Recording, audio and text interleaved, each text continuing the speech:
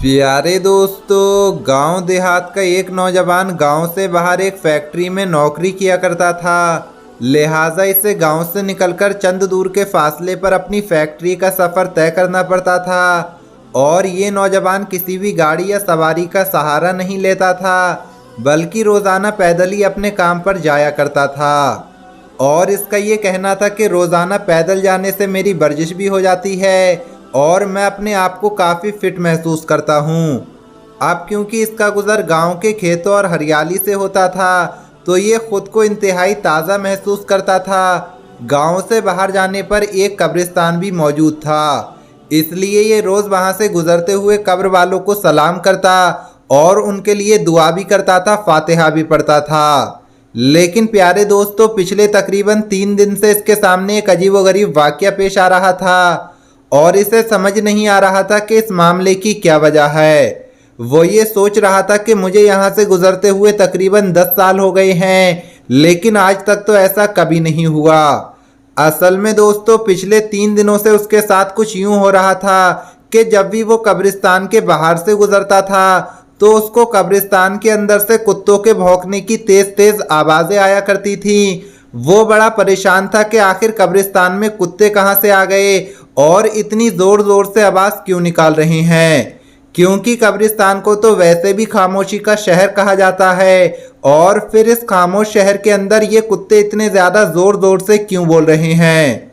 इसकी परेशानी दिन ब दिन बढ़ती ही जा रही थी और अब 3 दिन का वक्त गुजर चुका था। आखिरकार इस नौजवान ने ये फैसला किया कि आज वो कब्रिस्तान के अंदर दाखिल होगा और देखेगा कि किस जगह पर खड़े होकर ये कुत्ते भौंक रहे हैं और अंदर क्या माजरा है। दोस्तों, अगले दिन जब वो कब्रिस्तान से गुजर रहा था तो कुत्तों के भौंकने की आवाज़ें फिर से आने लगीं।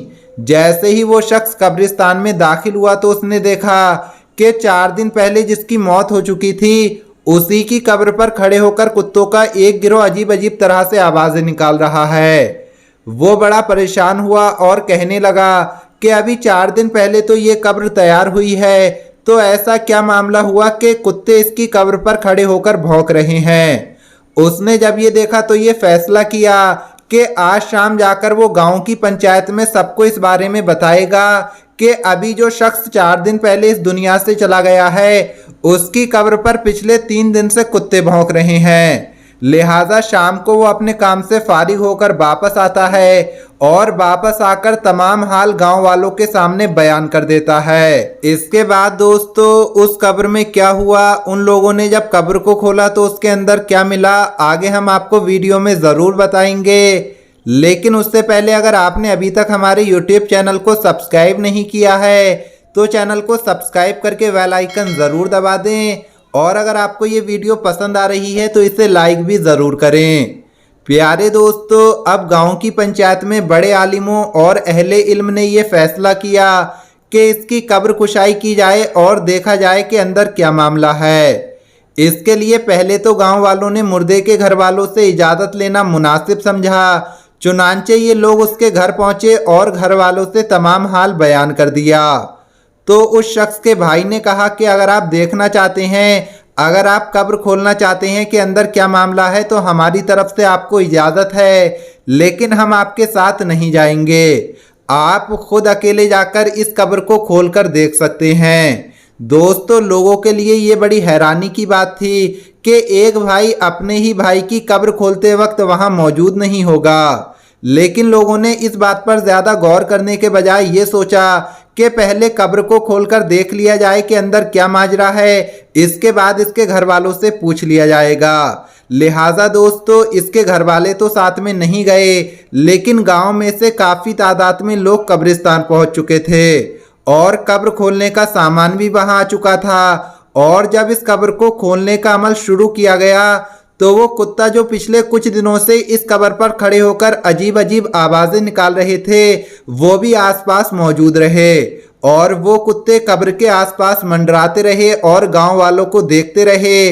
दोस्तों, जैसे ही कब्र को खोला गया तो एक खौफनाक मंजर लोगों के सामने आया जिसने सबके होश उड़ा दिए, क्योंकि जैसे ही मिट्टी हटाई गई और मिट्टी के नीचे से तख्ते हटाए गए तो लोगों ने देखा कि इस कब्र के मुर्दे को जानवर बुरी तरह से खा रहे थे, ये मंजर देखकर लोगों की चीखें निकल गईं।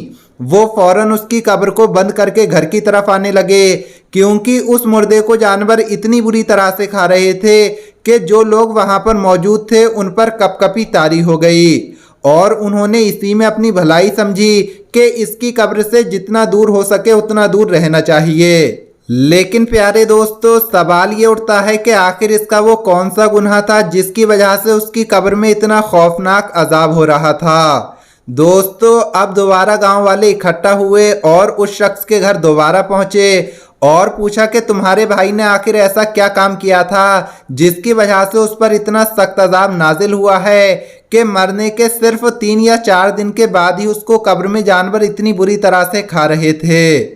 तो दोस्तों, उसका भाई कहता है कि मैं जानता था कि आपके सामने कोई ऐसा मंजर आएगा, इसलिए मैंने आपके साथ जाने से इनकार कर दिया था, क्योंकि मैं इसकी वजह जानता हूँ। लोगों ने सवाल किया कि आखिर हमें भी बताओ इसकी क्या वजह है।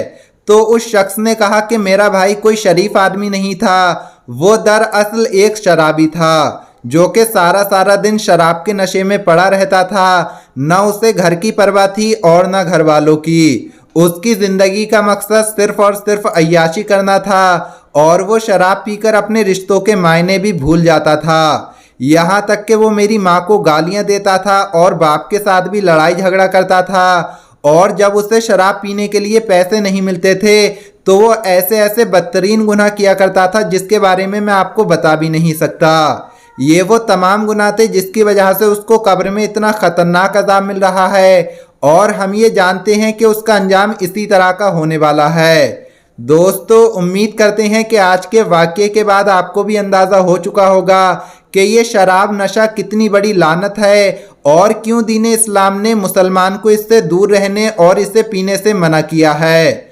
दोस्तों, इस्लाम में शराब पीना या पिलाना बिल्कुल हराम है। एक मुसलमान को ऐसी चीज़ों से बहुत ज़्यादा दूर रहना चाहिए। अल्लाह पाक अमल करने की तौफीक अता फरमाए। आमीन अल्लाहुम्मा आमीन। मिलेंगे अगली वीडियो में। अल्लाह हाफिज़।